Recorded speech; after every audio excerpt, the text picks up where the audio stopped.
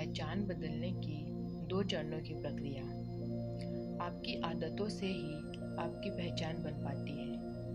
आप पहले से तय धारणाओं के साथ पैदा नहीं होते हैं। हर मान्यता जो आप में है वह हालात और अनुभव के आधार पर सीखी गई है।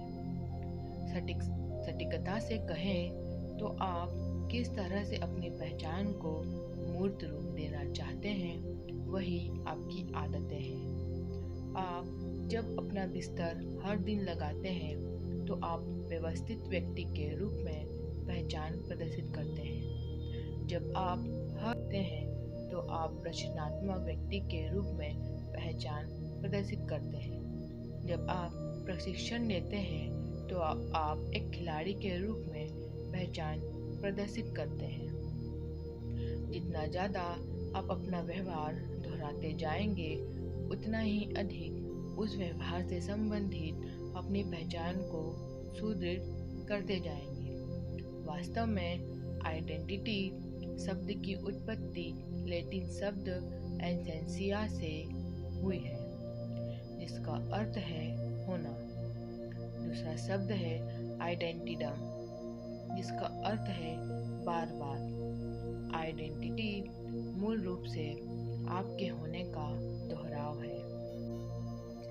अभी आपकी जो भी पहचान है आप उसे ही मानते हैं क्योंकि आपके पास उसके साक्ष्य है। यदि आप 20 वर्षों से नियमित रूप से चर्च जा रहे हैं तो आपके पास धार्मिक होने के साक्ष्य हैं। यदि आप हर रात 1 घंटा जीव विज्ञान पढ़ते हैं तो आपके पास साक्ष्य है कि आप पढ़ने वाले हैं। यदि बर्फ गिरने पर भी जीव जाते हैं ही तो आपके पास साक्ष्य है कि आप फिटनेस के प्रति वचनबद्ध हैं। जितने अधिक साक्ष्य आपके पास आपकी धारणाओं के होंगे, उतनी मजबूती से आप उसमें विश्वास करेंगे। मेरे जीवन के प्रारंभिक दौर में मैं खुद को लेखक नहीं मानता था। यदि आप मेरे हाई स्कूल के टीचर या कॉलेज प्रोफेसर से पूछेंगे तो वे आपको कहेंगे कि मैं औसत लेखक रहा हूँ, कोई उत्कृष्ट नहीं। जब मैंने लेखन का करियर शुरू किया तो पहले के कुछ वर्ष तक मैं हर सोमवार और गुरुवार को एक आलेख प्रकाशित करता था।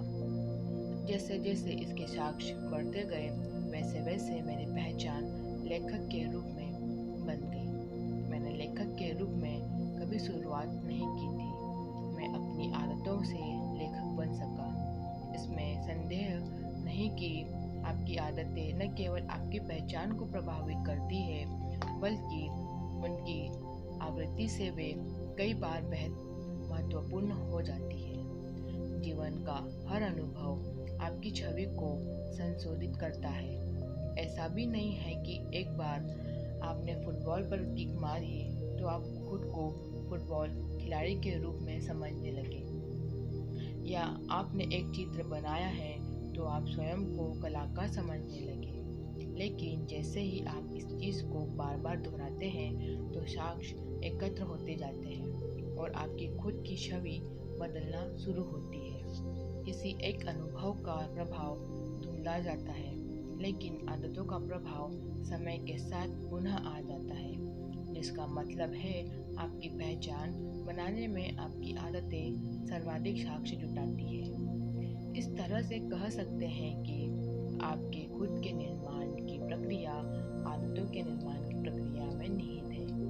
यह एक तरह का क्रमिक विकास होता है। हम अपनी अंगुलियां चटकाते हुए बदल नहीं सकते और यह नहीं कर सकते कि हम एकदम बदल कर नए हो गए। हम थोड़ा थोड़ा हर दिन आदत दर आदत के हिसाब से बदलते हैं। हमारे अंदर सतत रूप से सूक्ष्म और क्रमिक विकास होता रहता है। हर आदत एक सुझाव की तरह होती है। अरे शायद यही बात वह है जो मैं हूँ। यदि आप एक पुस्तक पूरी करते हैं तो आप ऐसे व्यक्ति होते हैं जो पुस्तकें पढ़ना पसंद करता है।